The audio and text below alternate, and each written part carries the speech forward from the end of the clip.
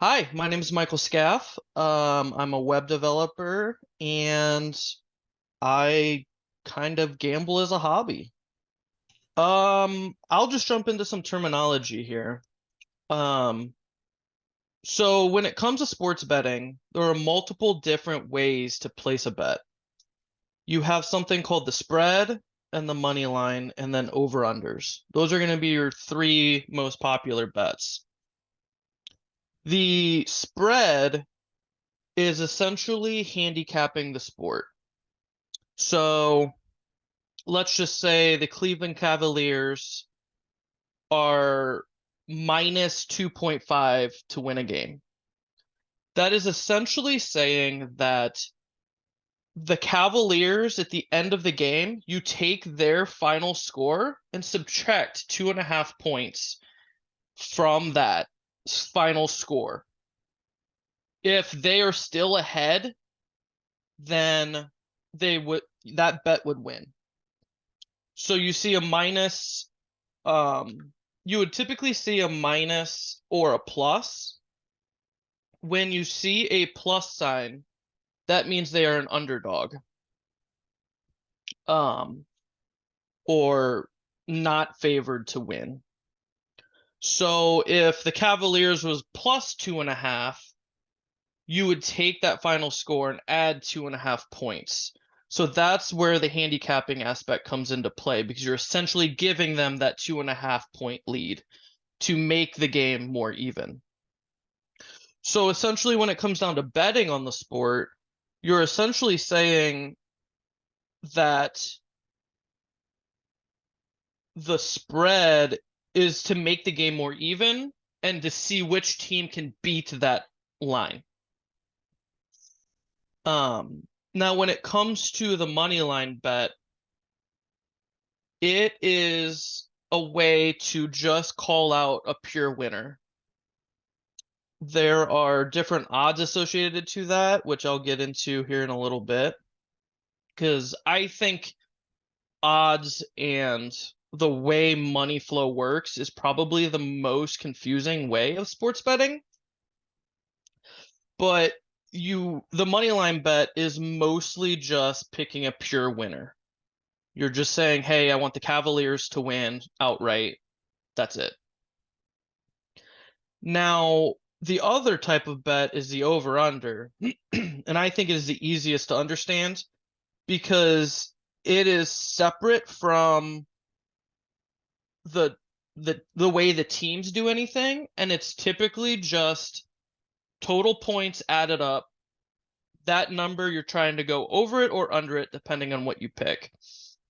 So if the total over under for the game is 200 points in a Cleveland Cavaliers game, you are trying to predict if the game points will go over 200 or stay under 200.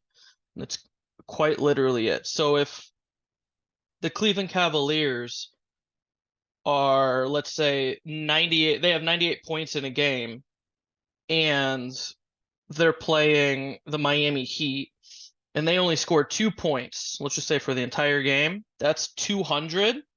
So that would just equal out to a push, which you would just get your original bet back. Now, if they went over the 200 and you bet on the over 200, your bet would win because you chose over 200 total points. I think those are probably the three biggest bets. So the parlay is an interesting bet. Um, Essentially what a parlay is you're taking two or more bets, tying them together to be one bet, but each part of that bet has to trigger in order for it to cash out. So the reason why all of these major sports books, not just in Ohio, but across the world, want you to place a parlay is because it has that aspect of I can wager a low amount to win a lot.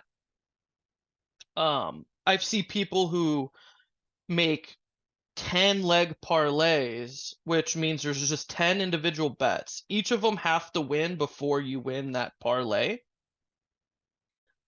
And wager $3, but if they all hit, you're gonna win 330. I think that is probably one of the bigger issues I see in sports betting, is that aspect of I can bet a little to win a lot. So one thing that we use a lot in my group of friends is the term a unit. A unit is quite literally a measurement unit, but we just don't have a term for it, so we just call it a unit. So what we do in sports betting is you say how much you're betting in the term a unit. So if I'm betting $10 on a game, I can equate that to 1 unit. So that means I'm betting typically 1 unit on every single game. The reason why we do this is to bring a level playing field to talking to a lot of sports bettors professionally or recreationally, because it gets toxic if you're talking to someone who's betting $200-300 a game, but then you're just a casual bettor and you're betting $5-10 on a game just for the excitement.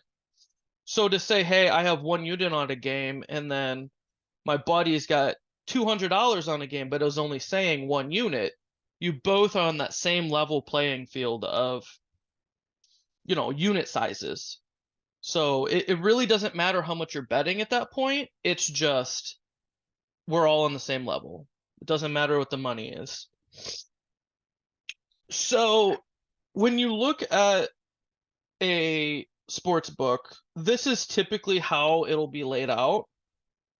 You'll see your teams, the date, time, then the spread, your money line bet or to win, and then the over under total. And I'll just recap these real quick. So this spread here means that at the end of the game, the Miami Heat, if you take their final score and add 5.5 points and they're still ahead, you would win. Vice versa for the Knicks here. You take the Knicks final score, subtract 5.5 points, and if they're still ahead, you would win your bet. So right here next to the spread is what we call the odds to win. The odds to win is a way for the book or bookie or the house to take a profit always on a bet. Some places call it the vig or the juice. The juice is a good term, because usually it'll be like, hey, this bet's a little juicy, but I'm gonna take it anyways. That just means that the amount that you bet on a team, the house will take some out just to take a profit. So essentially, this is one issue that I feel like a lot of sports bettors don't see or understand, is same with traditional gambling in a casino, the house will always win, no matter what. So this saying right here, this minus 110 is really confusing, but they're all built out to be $100 bets. So minus 110 here says that if you bet $110, you will win 100 and get that back as profit. So if I bet $110 and it wins, I will be getting 210 back. I get my original 110, then a profit of $100. So 210 back. I have a calculator too on this site that I will send or show here in shortly to show how the math of betting odds works, because it's super confusing. So then right here is a good example of odds that are bigger. So to place a bet to win, the odds most likely will be way bigger than just the spread. Reason being is like this Miami Heat plus 200 is obviously bigger than minus 110. So the reason why they do that is because you're not getting points. You're not adding or subtracting points from your team's score at the end of the game. This is just a straight up win. So it's going to be harder to do. So if I was to bet on the Heat here, it's harder to do that because I'm not getting 5.5 points anymore. I'm not adding 5.5 points at the end of their game. So the plus 200 means that for every $100 you wager, you're going to get 200 back. So it's a 2-to-1 bet. So if you were to bet $100 on this, you would actually see that you would get $200 in profits back. So, and your original, so you would get 300 back. Now with a minus 240 bet, it's tricky. I don't know what the math would be off the top of my head, but if I was to bet $100 here, you would only win a profit of 41.67. Because technically, betting that team to win is easier than taking that final score and subtracting 5.5 points.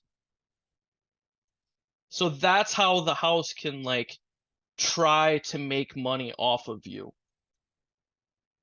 So it's an interesting topic because let's say I want to take the Heat and then a buddy wants to take the Knicks here. And ideally, the house would want this minus 240 to win because they're paying out less money, but they're making that money from my 200 bet. So then you can see the mathematical difference of almost a $51 profit that goes straight to the book.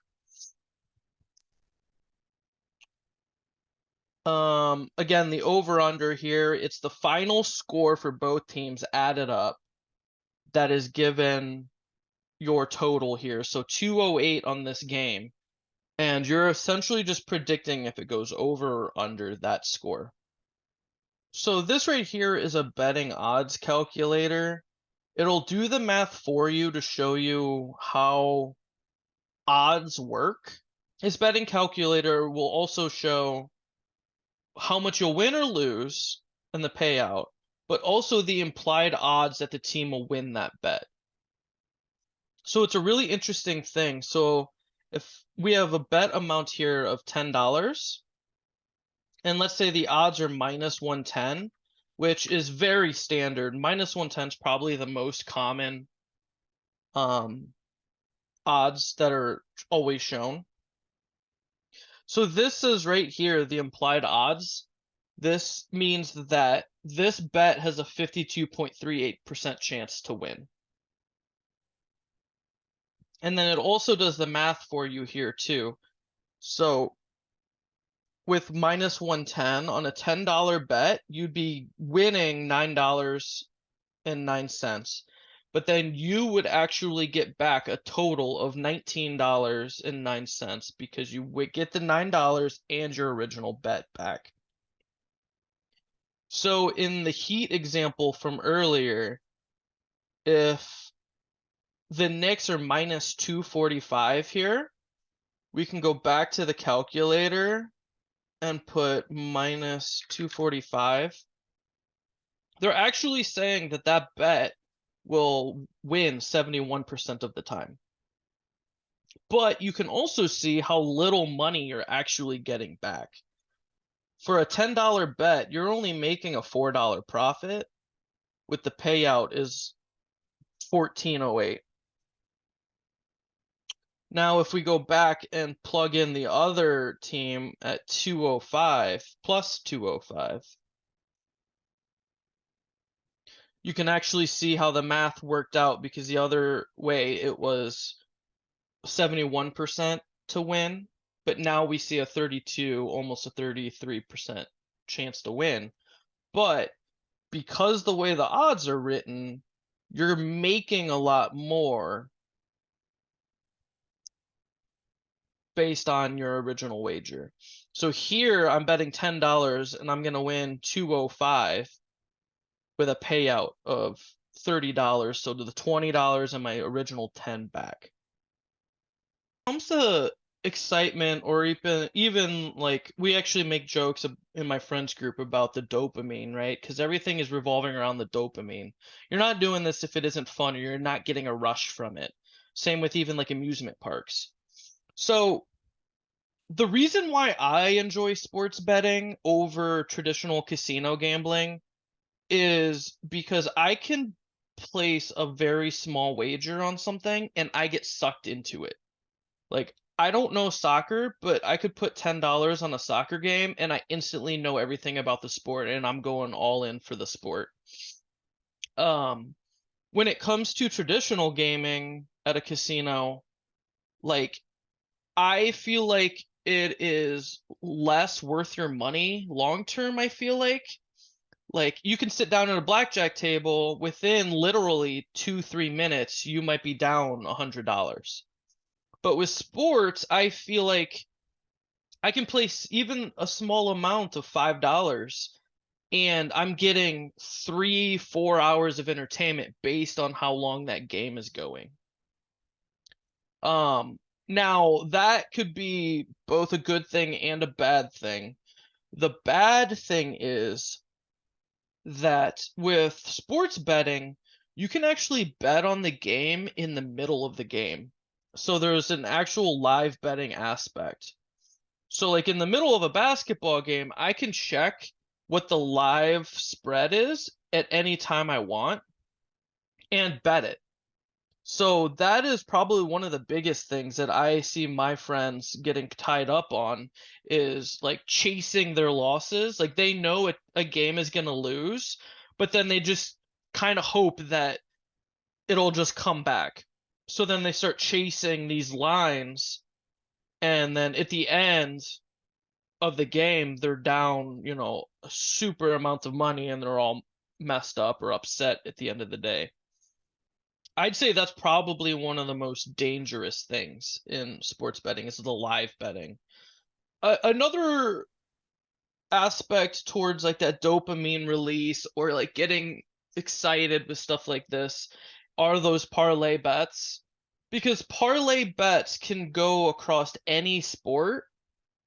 So like, I have seen people who place NFL football bets, but then also a hockey bet and a bet on basketball. And then all of a sudden, for a really small amount of money, you're cheering for 3 different sports at the same time. Which can be exciting, but also very depressing if your parlay doesn't hit, because you have to have all 3 of those bets win in order for it to pay out. While in the Sportsbook app, there is an actual button to just start playing blackjack right on your screen, right then and there, for the same amount of money that you have in your sportsbook app. I mean, you can see it right here on my screen. I could just click this right here and boom, I'm playing blackjack. Which is kind of a crazy concept and very predatory. And like I said, this is all for real money right here, right now. One other thing that goes along with roping customers in is loyalty points. A lot of casinos have some sort of point factor that you get per bet. I've seen DraftKings have what they call dynasty rewards, and every bet that you make, you get a certain amount of these. They call them crowns, which is just like a point, like a Kroger Plus card point or anything like that. The more you play, the more that you get of these. And you can level up your status with casinos or the sports book that will unlock more benefits for you in the long run. But also it's a way to keep the customer engaged, keep playing, keep gambling. The more you bet, the more of the points you get. And then those points you can turn into like free bets or even things like golf clubs or trips or other physical things that have nothing to do with sports betting. I've seen people actually cash out their points for like MacBooks and stuff like that.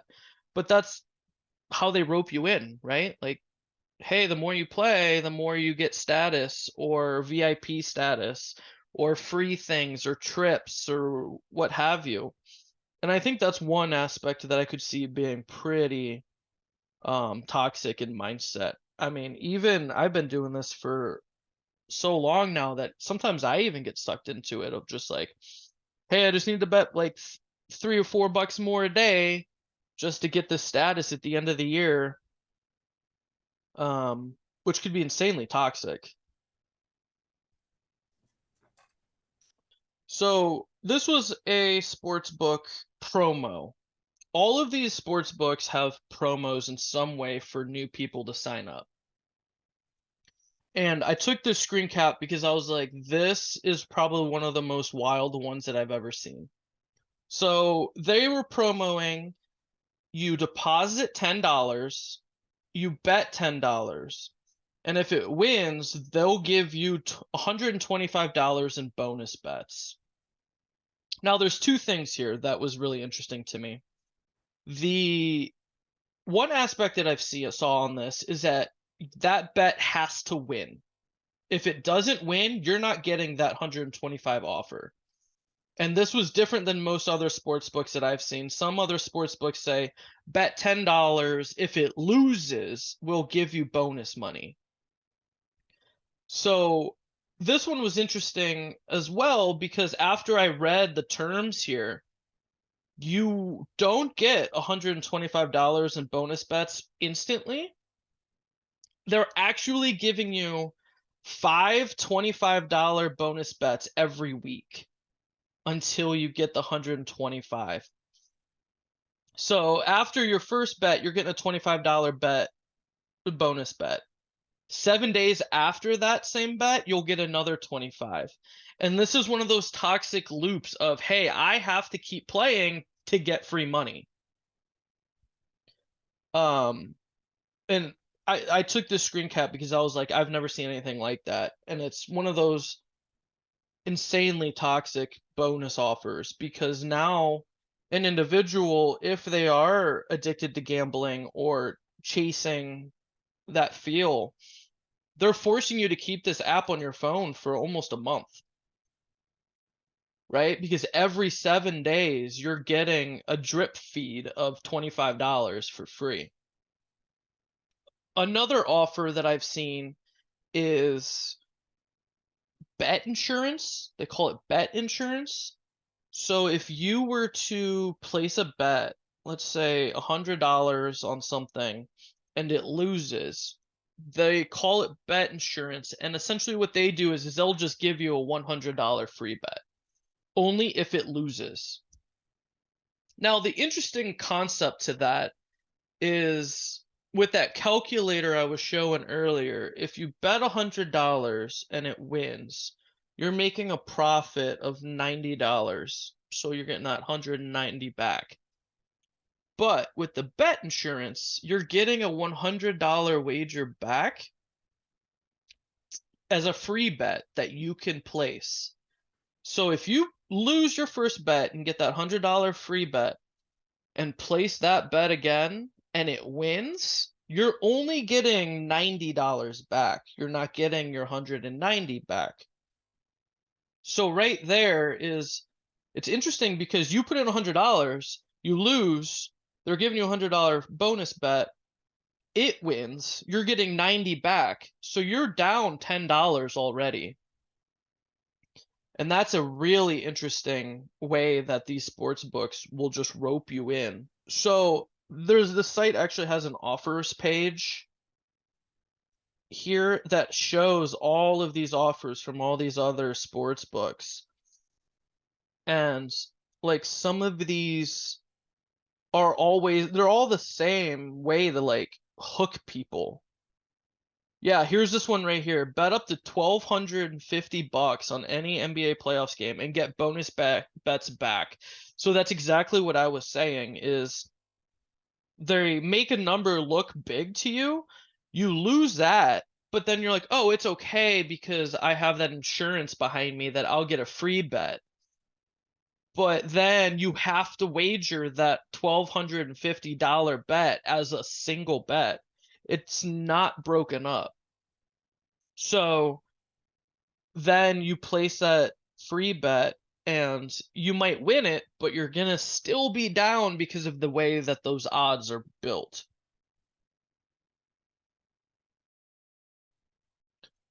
One thing that I know that a lot of sports books do have is self-exclusion and betting limits. So you can go into a sports book app, and when you sign up, it'll actually say, hey, do you want to put self-exclusions or betting limits set up? And that's an area that I feel like most people should be taking advantage of, because you can set it up and say, I don't want to wager any more than $20 a game. And if you go and put $25 in, it'll literally say you cannot place this bet. There's also self-exclusions, which is just making it so that you can't even log into the app for X amount of days that you pick. And that's also an interesting way to promote healthy gaming. My biggest advice, and I'm sure your other counselors have heard it, is never wager more than you can afford to lose. If I go into a casino, I take money that I know will be gone. I expect to walk out of the casino with $0 that I came in with.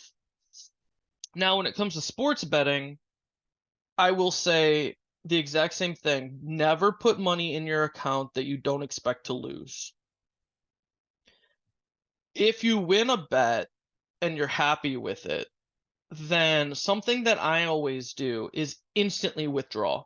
Keep withdrawing money and cycling that money out. And if you still want to keep gaming, keep just a little bit in there and let it build up. And then if you're down, if you run out of money, at least you have a backup account that you were withdrawing from. So now you can be like, oh, I lost my $20 bet, but I have another account that I withdrew from that has my winnings from the other day. And like I constantly withdraw. Now, that can be a good thing, bad thing. There's been times where I withdraw so much that I don't have like enough to like play with or whatever, but at least I know I'm doing it safely. I'm not putting more money in than I can afford to lose. And then if it loses, I'm not, oh no, where's all my money, right? So personally what I did is I opened up a new checking account with my bank, and I have all of my sports books tied to that one bank account, and then I'm constantly withdrawing and then depositing only through that one checking account. Another thing that I do is I have a set unit. We were talking about units earlier. So that set dollar amount is the same dollar amount I use on every single bet. I never go over, I never go under.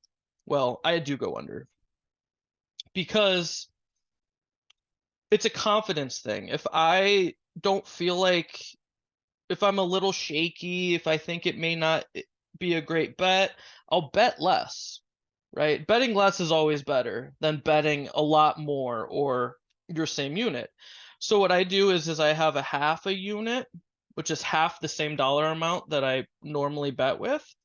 So if I think something's a little shaky, I'll just bet less. And then if it hits, you're like, hey, cool. But if it doesn't, then you have another half a unit that you can wager on something else. One thing I will say is if you're placing bets, and you start to get worried, or you have that feeling like this can't lose, you are 100% betting way too much. There's very rarely have I ever felt that, but like I've seen friends who were like getting worked up in the middle of games, and then I asked them how much they were betting, and they were like, too much. So I guess the trick is to like always think you're gonna lose. That's what I always have in my head, 100%. If I walk into a casino or if I open up my sportsbook app, however much money I'm putting on a game, I know that I'm gonna come out with zero. But if it wins, then you're like, hey, cool, great. So I think that's really one of the biggest things is never wager more than you can afford to lose. I have seen where you can go on hot streaks, right? Oh, you're winning 5, 6 bets in a row, and then all of a sudden you're like, hey, this is great. Then what I see a lot in my circle is, well, now that I'm up, I'll gamble with the house money and then increase how much you're betting to like ride the wave is what we call, right? You have your dips and valleys, ride the wave. So it's going up, it's going up, it's going up. I'm increasing my wagers, and then all of a sudden you lose 2, 3, 4 in a row, and you're back to zero, or you're back to where you began. I have seen people who were like, hey, like I have like a whole month of math that shows that I'm a profitable bettor.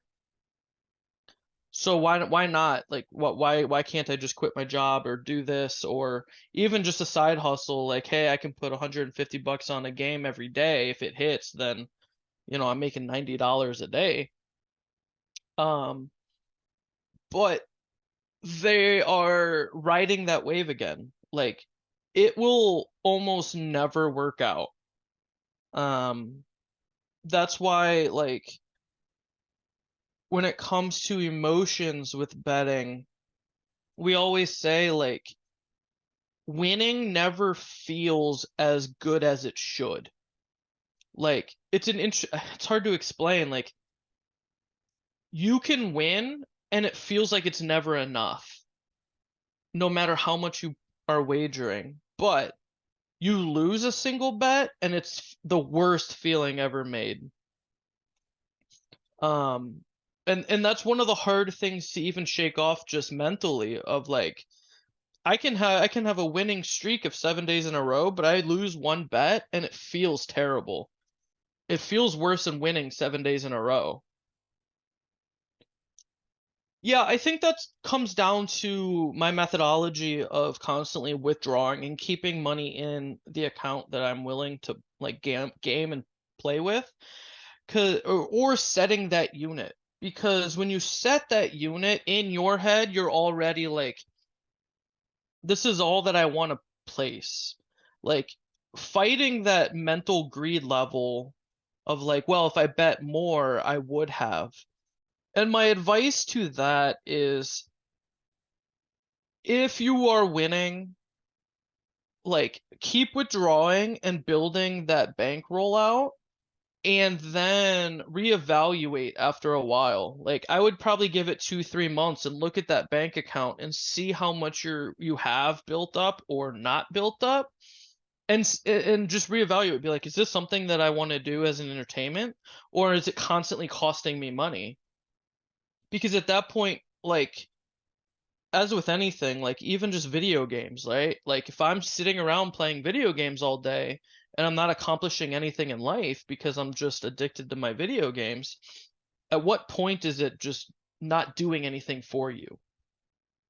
So I would say that, like, check your bank account, constantly withdraw, take a look, and then reevaluate. Like, hey, can I afford to maybe increase my unit amount, maybe $5, $10, just so that I feel like I'm gambling more, but I'm looking at my bank account, I'm like, I can afford this.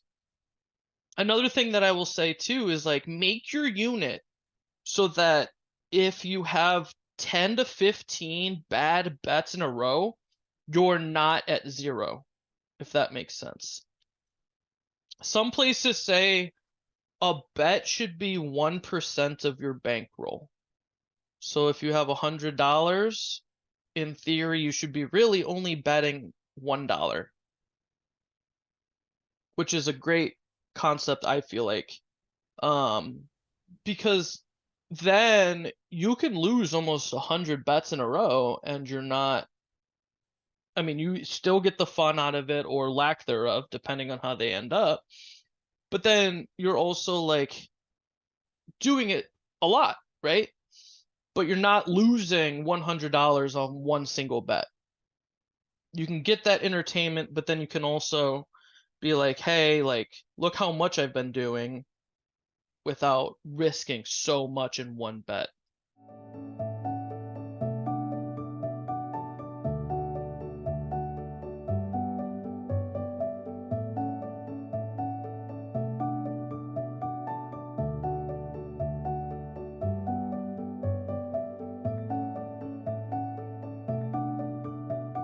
You can learn more about gaming and gambling through resources such as Change the Game Ohio. Here you'll discover tips on how you can find a healthy balance as you play. The Zeph Center Prevention YouTube channel also has video resources available to address mental health as well as gaming and gambling.